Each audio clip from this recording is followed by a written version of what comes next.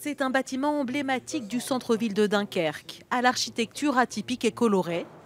Les bains-douches dunkerquois sont fermés au public depuis 1975.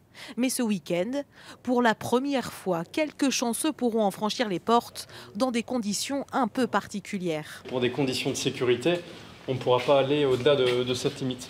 En fait, si vous voulez, on sera à ce barriérage-là et le public pourra regarder la piscine et aura un visuel sur les vestiaires. Le bâtiment est pour l'instant délabré, en phase de réhabilitation. Construit en 1896, cette piscine a longtemps été un haut lieu de la vie dunkerquoise. Ça devait être un lieu de rassemblement pour les Dunkerquois.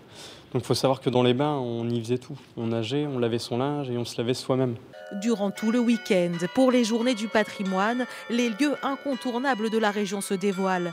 Avec par exemple les beffrois comme celui de Bergues, ou les moulins qui font la grandeur et la richesse des Flandres. À Gravelines, il est un bâtiment atypique qui attire les curieux.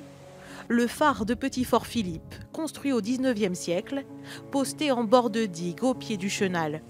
Au XIXe siècle, on va commencer à avoir une navigation assez importante, notamment liée à la pêche. Donc nous, on partait pêcher à Islande. Et du coup, c'était important de pouvoir éclairer l'entrée du port. Ce phare est l'un des rares visitables en France.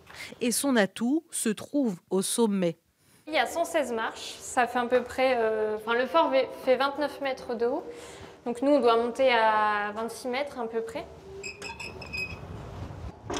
Aujourd'hui, on ne voit pas les côtes anglaises, mais ça arrive de les voir. On voit tous les ferries qui vont jusque Dunkerque ou Calais. Qu'ils soient insolites ou traditionnels, les hauts lieux de notre patrimoine seront ouverts ce week-end. Pour visiter, mieux vaut réserver.